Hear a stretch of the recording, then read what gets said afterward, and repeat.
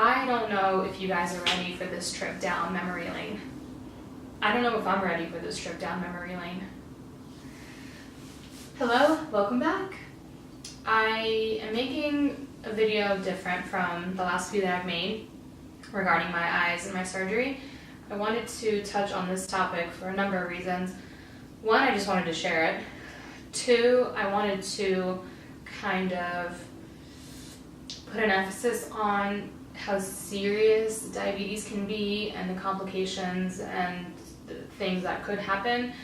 And three, I am putting this out in hopes that maybe I can help somebody. Here goes. And warning, this will be a little graphic. I do have some pictures of the actual infection.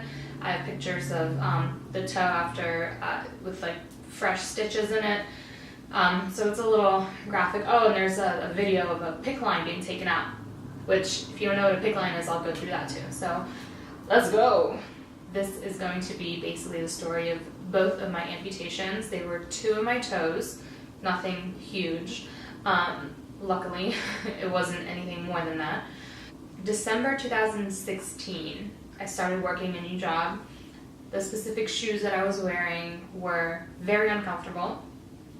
And because I had previously broken my foot in 3 places, it had kind of fused and healed back a little, like almost bumpy, I guess, like uneven, like the bones were kind of weird, and then the toes were kind of crooked. So my pinky toe was always getting the brunt of it. I was always rubbing against the shoe, and it was always kind of getting blisters and healing, and blisters and healing, and blisters and healing. And these specific shoes that I was wearing were really uncomfortable. I just remember coming home from like a 12-hour day at work and walking all day, and it was just a really bloody open blister. And I was like, okay, that's not good. So I wrapped it, put alcohol in it, kept it clean, and went back to work.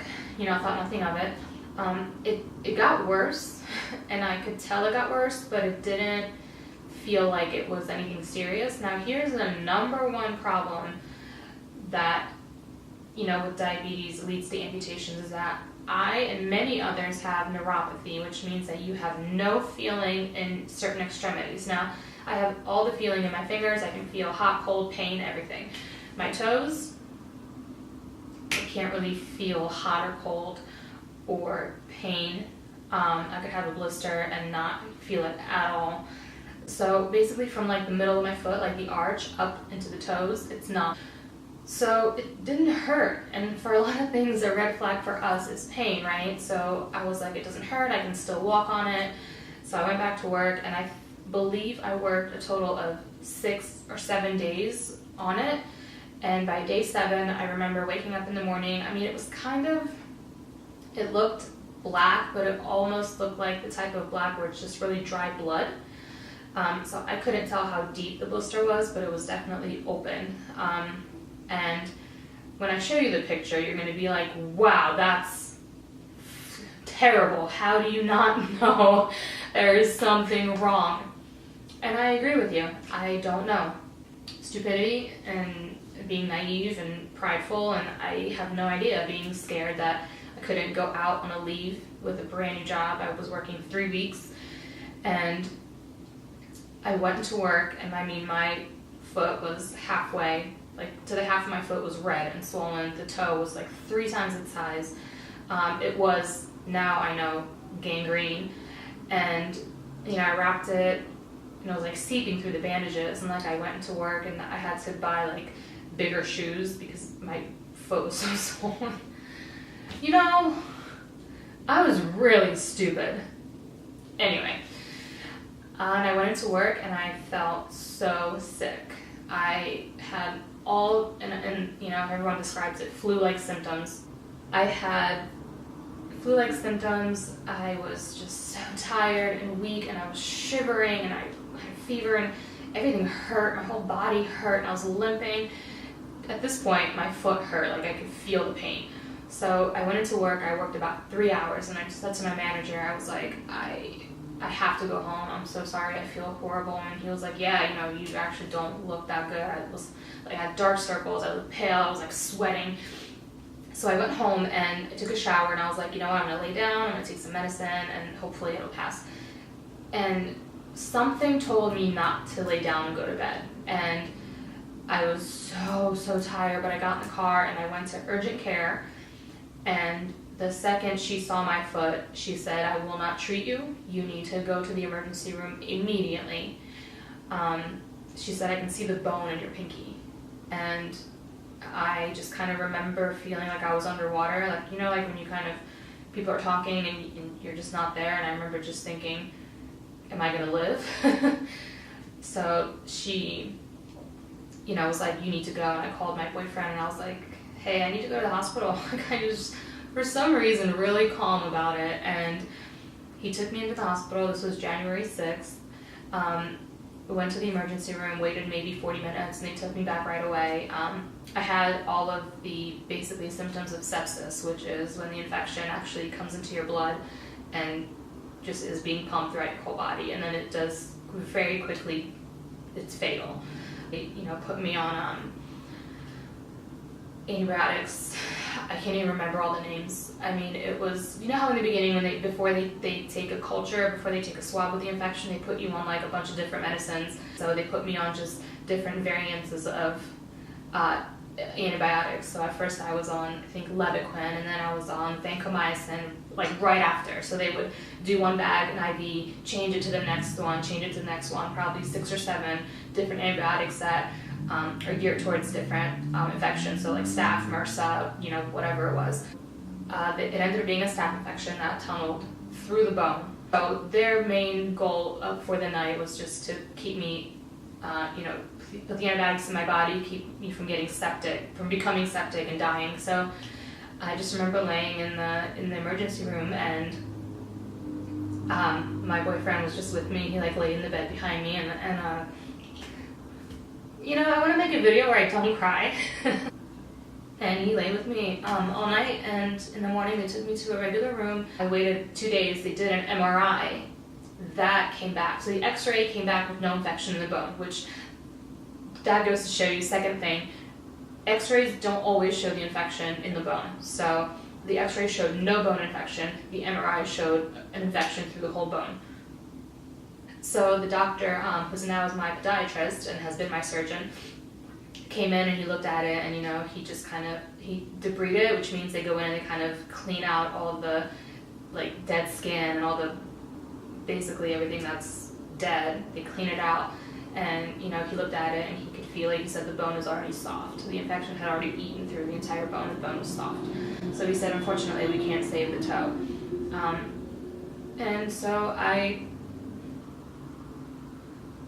remember like looking at him and just going, okay, because at that point I was so scared, and I thought I was gonna die, that I was like, get rid of it. Surgery was Wednesday morning, January 11th. I'll never forget that day, January 11th, 7:30 in the morning. And they went in and they actually kept me awake. I requested to be awake through the surgery because they do a very light anesthesia. So I requested to be awake and just very, very comfortable. And I didn't have that grogginess. I didn't feel horrible afterwards. So I did like that I had that option. Then after the surgery, they actually put in a PICC line to ensure that the infection was completely out of my system. So what a PICC line is that it goes, I might actually have a scar. It goes in and they kind of push it in up through your veins up here and then down almost to where your heart is. And then it has like 2 of those IV ports that come out. And basically my boyfriend, who is the most incredible person in the entire world, woke up every morning, because it had to be done within the same time, like every hour or so.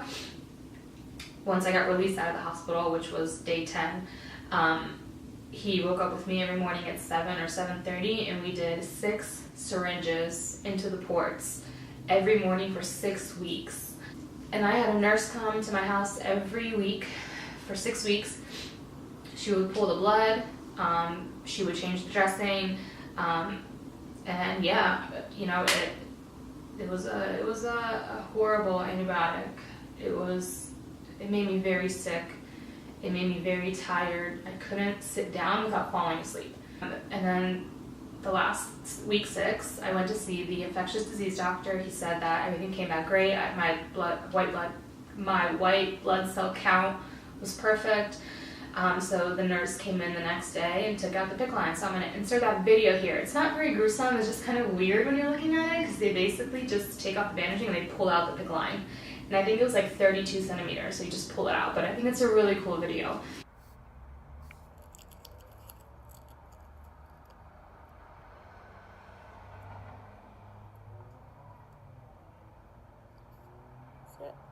And then as I'm talking, I'll just put up some pictures of my toe after surgery with just the stitches on it, and then whatever other pictures I have. I know it took about, I would say, 6 weeks for the toe to heal. Now the reason why I was out of work for so long was while I was in the hospital, the retina in my left eye started to detach. And then if you want to see that video, I will link that below, and that's the first vitrectomy. So that was while I was in the hospital with my toe. So my toe had already healed, but I was on my way into surgery with my eye, which is the first vitrectomy.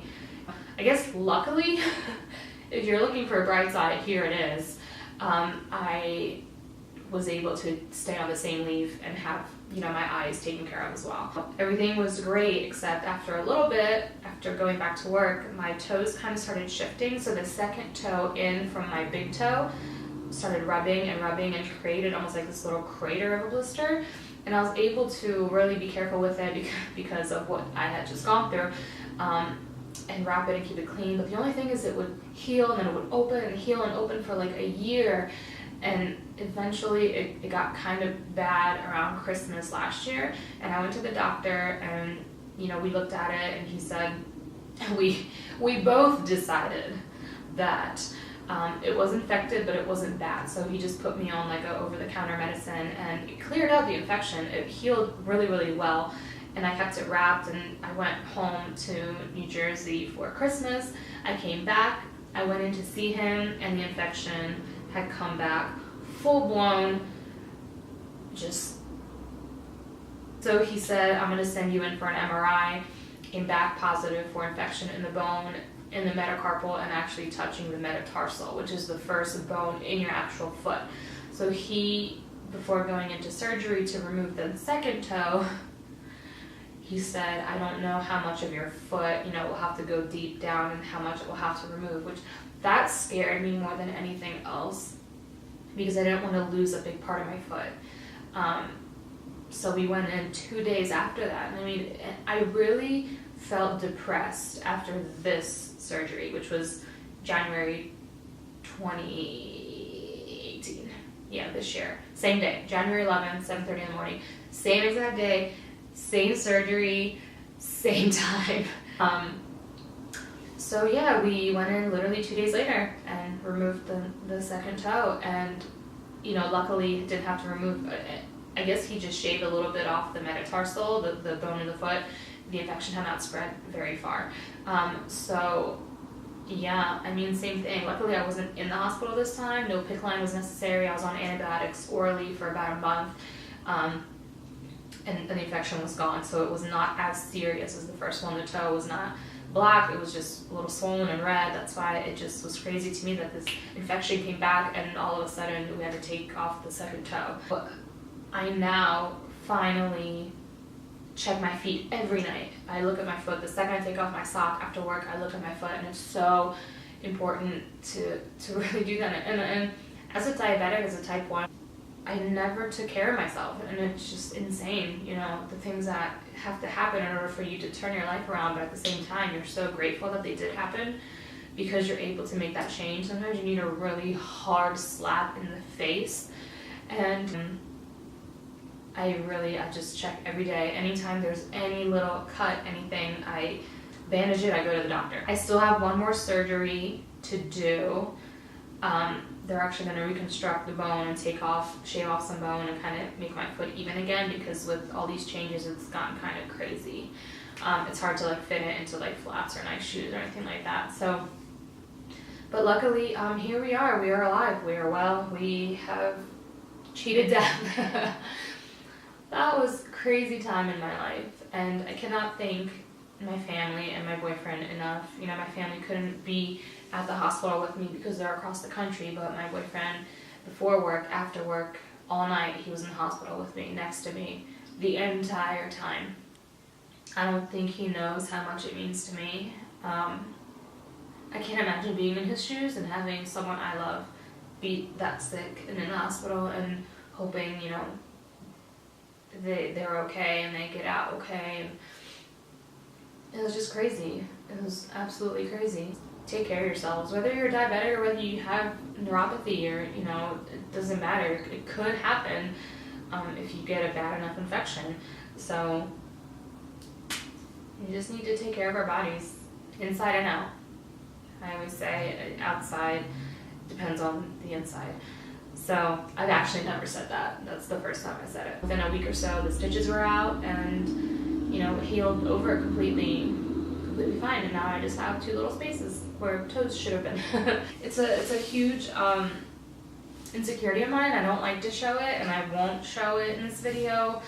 You know, eventually, I think after this surgery, when my foot is a little straighter and it looks more aesthetically pleasing, maybe I'll show a picture, but that's it for now.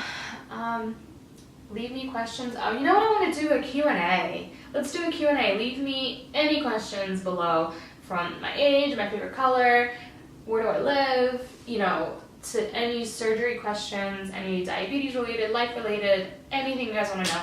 Leave some questions below. I really want to do a Q&A. Thank you for being with me, for enduring this video and all the red that I have on today. It's just feeling red. And that's about it. I will see you guys in the next one. I love you. Bye.